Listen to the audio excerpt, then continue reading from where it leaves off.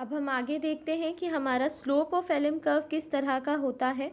जैसा कि हम देख सकते हैं कि जो एलएम कर्व है उसका स्लोप एक डायरेक्ट रिलेशनशिप दिखाता है रेट ऑफ इंटरेस्ट और जीडीपी के बीच में। तो हम इसे कह सकते हैं कि ये अपवर्ड स्लोपिंग डायरेक्ट रिलेशनशिप है और अपवर्ड स्लोपिंग का एक कर्व बन रहा है जिसे हम एलएम कर्व कहते हैं।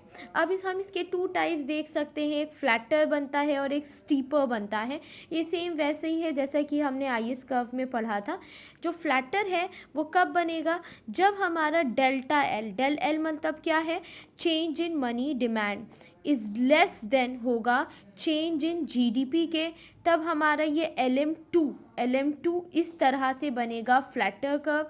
लेकिन जब हमारा चेंज इन मनी डिमांड ज़्यादा होगा चेंज इन जीडीपी से, तब ये बनेगा स्टीपर, जैसे कि हम LM1 में देख सकते हैं। तो ये दो तरह के बन सकते हैं। The first one is flatter, the second one is steeper. Flatter कब होगा, जब del L is less than होगा डेल्टा जीडीपी, और स्टीपर कब होगा, जब चेंज इन एल या change in money demand more than होगा चेंज इन जीडीपी। अब हम आगे देखते हैं कि शिफ्ट इन एलएम कर्व क्यों होता है। हमने इससे पहले ये पढ़ रखा है कि अगर हम बात करें आईएस कर्व, तो आईएस कर्व में शिफ्ट कब होता है, जब ऑटोनोमस इन्वेस्टमेंट बदलती है। आईएस कर्व तभी शिफ्ट होता है जब ऑटोनोमस इन्वेस्टमेंट बदलती है। ठीक उसी तरीके से जब हम एलएम कर्व ड्रॉ कर रहे होते हैं, जैसा कि हमने पीछे देखा, तब हम मान के चलते हैं कि हमारा प्राइस लेवल और मनी सप्लाई दोनों ही कांस्टेंट है। लेकिन शिफ्टिंग के टाइम पे हम ये मानते हैं कि चेंज हो रहा होगा प्राइस लेवल में या फिर मनी सप्लाई में। जैसे कि आप यहाँ पर देखते हैं कि जब rate of interest E equilibrium point है, जहाँ पर रेट ऑफ इंटरेस्ट R1 है और मनी सप्लाई M1 है, एल मनी डिमांड कर्व है जो उसको ई पॉइंट पर कट कर रहा है, ये इक्विलिब्रियम रेट ऑफ इंटरेस्ट हो गया। लेकिन जब मनी सप्लाई बढ़कर M1 से M2 हो जाता है, तब हमारा रेट ऑफ इंटरेस्ट गिरकर R2 हो जाता है। जब हम इसी रेट ऑफ इंटरेस्ट को आगे बढ़ाते हैं तो हम देखते हैं कि हमारा एलएम कर्व भी नीचे की तरफ खिसक गया। इसे ही हम कहेंगे शिफ्ट इन एलएम कर्व, जो कि प्राइस लेवल के चेंज होने या फिर मनी सप्लाई के चेंज होने की वजह से होता है। अब हम बात करें equilibrium in product and money market. हमने पहले ही पढ़ रखा है कि जो आईएस कर्व होता है उसका इक्विलिब्रियम कहाँ कौन से मार्केट में होता है, रियल मार्केट में होता है, जिसे हम प्रोडक्ट मार्केट भी कहते हैं, जहाँ पे मनी और सर्विसेज खरीदी और बेची जाती हैं। जहाँ पर गुड्स एंड सर्विसेज को ख़रीदा और बेचा जाता है। और दूसरा मार्केट हमारा हो गया मनी मार्केट, जहाँ पर मनी को सप्लाई या फिर मनी की डिमांड की जाती है। तो ये हो गया आईएस कर्व और ये हो गया एलएम कर्व। जहाँ पे आईएस कर्व और एलएम कर्व एक दूसरे को क्रॉस करते हैं वो हो गया इक्विलिब्रियम पॉइंट। ये है हमारा इक्विलिब्रियम रेट ऑफ इंटरेस्ट और ये है इक्विलिब्रियम जीडीपी। तो ये इक्विलिब्रियम है प्रोडक्ट एंड मनी मार्केट का।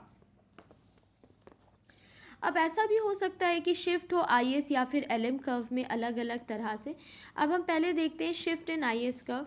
हमारा ये एलएम कर्व है, ये आईएस कर्व है। आईएस कर्व कब शिफ्ट होता है, जब ऑटोनोमस इन्वेस्टमेंट में चेंजेस आते हैं। ऑटोनोमस इन्वेस्टमेंट में चेंजेस आए, आईएस कर्व गिरकर आईएस कर्व बढ़कर पहले क्या हो गया, IS1 हो गया। जब आईएस कर्व बढ़कर IS1 हो गया तो पहले इक्विलिब्रियम पॉइंट था लेकिन और रेट ऑफ इंटरेस्ट R था। अब जब E1 इक्विलिब्रियम पॉइंट हुआ तो रेट ऑफ इंटरेस्ट भी बढ़कर R1 हो गया और जीडीपी पहले क्या था, Y था, अब जीडीपी भी Y1 हो गया। यानी जब आईएस कर्व में शिफ्ट हो रहा है जबकि एलएम कर्व कांस्टेंट है, तो ऐसी सिचुएशन में हमारा रेट ऑफ इंटरेस्ट भी बढ़ेगा और रियल जीडीपी भी बढ़ेगा अगर वो बढ़ रहा है। तो जब आईएस कर्व IS1 से पीछे की तरफ IS2 होता है तो इक्विलिब्रियम पॉइंट E2 होगा, जहाँ पर रेट ऑफ इंटरेस्ट भी घटकर R2 हो जाएगा और जीडीपी रेट भी घटकर Y2 हो जाएगा। ठीक इसी तरीके से हम इधर आते हैं और देखते हैं कि जब हमारा आईएस कर्व कांस्टेंट है और एलएम कर्व में चेंजेस हो रहे हैं।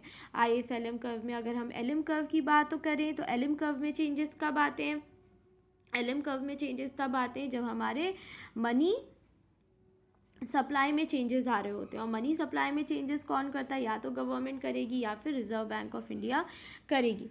तो जो एलएम कर्व है, जब LM1 है तब इक्विलिब्रियम पॉइंट E1 है, जीडीपी Y1 है और rate of interest rate of interest इस पर ये R1 होना चाहिए, ये R1 है। जब LM1 बढ़कर LM2 हो जाता है तो इक्विलिब्रियम पॉइंट भी हमारा E2 हो जाता है, जहाँ पर हमारा Y2 है GDP और इसके साथ ही रेट ऑफ इंटरेस्ट R2 है। ठीक इसी तरीके से जब LM2 से वो LM3 हो जाता है तो ऐसी सिचुएशन में क्या हो जाती है, हमारी इक्विलिब्रियम पॉइंट E2 हो जाता है, E3 हो जाता है, E3 इक्विलिब्रियम पॉइंट हो जाता है और यहाँ पर हमारा GDP Y3 हो जाता है और रेट ऑफ इंटरेस्ट R3 हो जाता है। यानी हम यहाँ पर ये देख सकते हैं कि जैसे जैसे LM कर्व आगे की तरफ बढ़ता है तो LM कर्व जब यहाँ से यहाँ पर आया तो ऐसी सिचुएशन में क्या हो गया कि उसका GDP तो घट गया लेकिन रेट ऑफ इंटरेस्ट क्या हो गया, बढ़ गया। इसी तरीके से अगर वो पीछे आ जाता है तो क्या होगा, GDP बढ़ जाएगा लेकिन रेट ऑफ इंटरेस्ट घट जाएगा। यानी यहाँ पर दोनों GDP और रेट ऑफ इंटरेस्ट में इन्वर्स रिलेशनशिप चल रहा है, यहाँ पर GDP और रेट ऑफ इंटरेस्ट में डायरेक्ट रिलेशनशिप चल रहा है। इसका मतलब ये है कि ISLM कर्व में हम इन सब चीज़ों को हमें ध्यान रखना है कि जो IS कर्व है वो हमें क्या दिखाता है, एक रियल मार्केट दिखाता है जहाँ पे हम गुड्स और सर्विसेज को खरीदते हैं और बेचते हैं। IS कर्व हमें इन्वेस्टमेंट और सेविंग के रिलेशनशिप को दर्शाता है। LM कर्व हमारे उस मार्केट के इक्विलिब्रियम पॉइंट को दर्शाता है जो कि मनी मार्केट है, जहाँ पे मनी का सप्लाई और मनी का डिमांड हो रहा है। इसके अलावा जो LM कर्व है वो हमें ये दर्शाता है कि किस तरीके से मनी सप्लाई में चेंजेस होने पर मनी डिमांड में चेंजेस होते हैं और ये मनी मार्केट को किस तरीके से दिखाता है। और जब हम इनके अलग अलग शिफ्ट पढ़ेंगे, जब LM को कांस्टेंट रखकर हम IS कर्व को LM यानी liquidity money supply, liquidity preferences and money supply, जहाँ पे मनी डिमांड और मनी सप्लाई की बात कर रहे हैं, जब हम LM कर्व को कांस्टेंट करेंगे यानी मनी मार्केट को कांस्टेंट करके रियल मार्केट में सिर्फ चेंजेस लेकर आएंगे तो ऐसी सिचुएशन में रेट ऑफ इंटरेस्ट GDP में डायरेक्ट रिलेशनशिप दिखने को मिलेगा।